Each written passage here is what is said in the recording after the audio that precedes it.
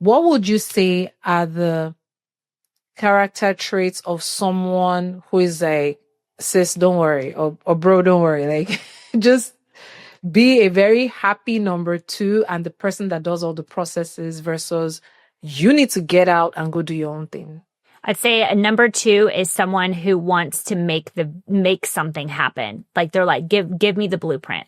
You just tell me what to do and I'm going to make it happen. Like you lead and I'm going to follow and I'm going to make sure everyone in the back has a sack lunch and we're all going to be on the same bus. That is a great number two. And there's like one of my best friends. She's like, I would never want to do my own thing. Like I love making things happen for other people. I love being the executor. Then you have the visionaries. The visionaries are like, don't talk back. I only see it like this. We're going this way. We're doing it my way because this is the only way that I see that it's possible. And you're either on board or you're not.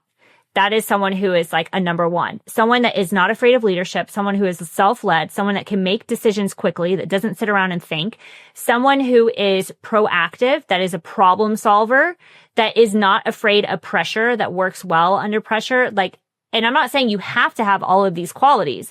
It's just the big difference between a number one and number two is that a number two wants to follow behind someone who has basically the rule book and they're just like, tell me what to do and I'm going to make sure we're all on board.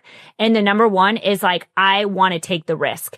I want to break the rules. Yeah, I want to break the rule. I want to blaze the fucking trail. You know, and number twos, they don't. They're there with the fire extinguisher just in case the blaze gets out of control, you know, and we need both. And I think when it comes to an entrepreneur, I always say like your next level in life is just literally on the other side of a new skill set. Skill sets, there's never been a better time to learn a new set of skills. And I think what really sets people apart, the people that go for it, the true entrepreneurs, are people that are self-led enough and have enough awareness that, hey, I do need some support. I do need to, you know, maybe get a new skill set. I do think I need to get in a better community, and they have a vision for themselves. So it's not always about being the fastest person in the room, because that can be a bit impulsive.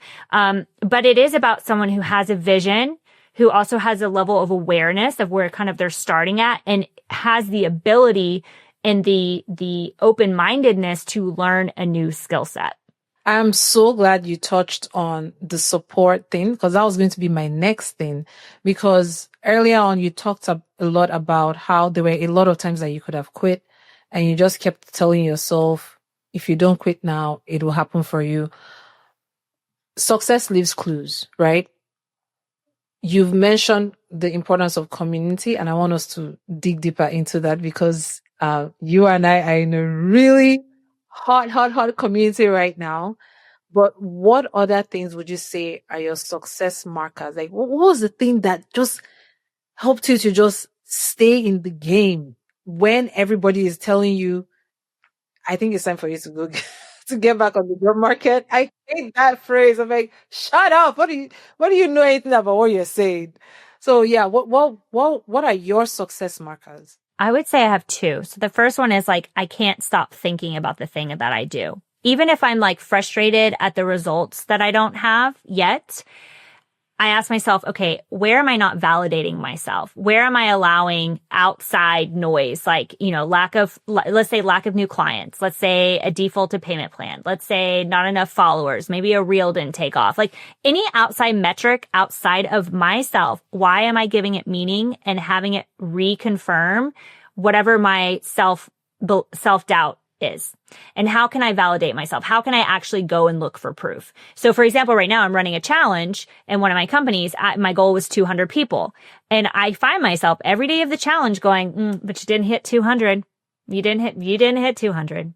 And I'm like, shut up, bitch. I hit 191. I mean, like, if I let those metrics talk to me about how I didn't hit 200, but I have to lock in, it's a choice. I'm like, but I have 191 and I'm going to serve 191. And even if 7 show up to a live call, I'm going to pour into those 7. Like they're the greatest thing since sliced bread, because they're exchanging their time with me. Like I want to over deliver. So it's something when I go through those moments, like, where is this not working out? I'm like, okay, why am I allowing this to validate my success? And how can I validate my success for me? How can I look for proof that actually is in my favor?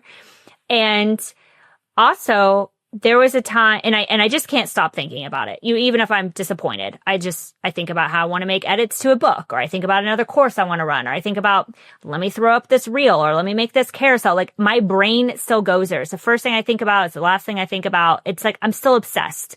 Even if I'm annoyed, I'm obsessed. And then the second thing is, there have been times, and this is where I have to really check myself. And this is a bit of a like, I think you're creating a problem where a problem doesn't exist, where I legit got online and tried to go find some jobs that I could go apply to during a time when I was like, no, it's not working. It's just clearly not working. And every job I found, I was making more cash in my bank every month than that job would pay me. And that's when I was like, what are you doing? Like, what are you actually doing? You need to get back in your business. You need to double down. You need to take it to the next level. You need to get into a community. You need to work with someone that's going to call you out on this bullshit. But this is asinine. Like, you're spending quality time and energy. That's what I said. You got to call out your shame, because it will show up, and you will sit in silence with it, and you'll start telling yourself some bullshit story. So my bullshit story was, I'm not making any money. People aren't buying. This isn't working. Let me go look for jobs. And then getting frustrated that the amount of money that I would be paid to exchange 40 hours of my life every week, I was already making sitting in my pajamas at home. And this is when it was like, no, girl, you actually just got to like buckle up and get even more locked in.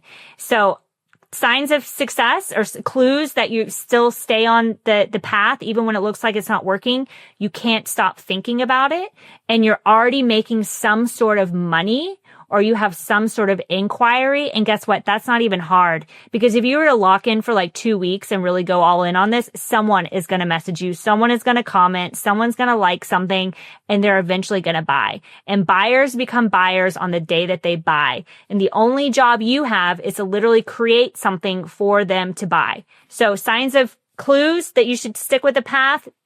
You think about it all the time. It's what you want to do. And you're heating up an audience of buyers.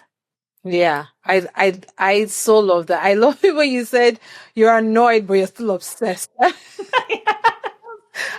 was trying to not laugh out loud so I don't interrupt you, but I was just like, oh my gosh, yes, I can so relate with that, because I am so obsessed with my stuff. Like this morning, the thoughts that I had, the very first thought that I had as soon as I got up, not even what day is today, it was, oh yeah, I need to share that in my content. Like, what? First of all, what day is today? Or maybe sometimes like I'm sleeping, and I'm sure you can relate with this. The sleep is so sweet and it's nice. And then those visitors just come to your bed. So like, hey, Franceska, wake up. Kepo, wake up. We have this wonderful idea for you. I think you're going to want to implement it. Like, oh yeah. And then I go find my phone and like, I'm putting in the notes, and it's really, really great to hear that from you, because I think that's just a telltale sign, at least for me personally, that, okay, I am on the right path, because I love this stuff. Whereas when it comes to like my 9 to 5 work, and I don't demonize, corporate, although sometimes I'm just really angry. Because it's been a stepping stone for me. It's helped me to fund, my own personal business. But the stuff that I do, I'm just like, I can so check out from it. Like, just like, checked out, and then I come back to work. I'm like, wait, what were we talking about again yesterday? Whereas I can't stop thinking about the stuff that I do. I get off a call with a client and I'm like, oh my gosh, that was amazing. How could I have made it better for them? How can I show up better for them again? What else can I do? So I so love that.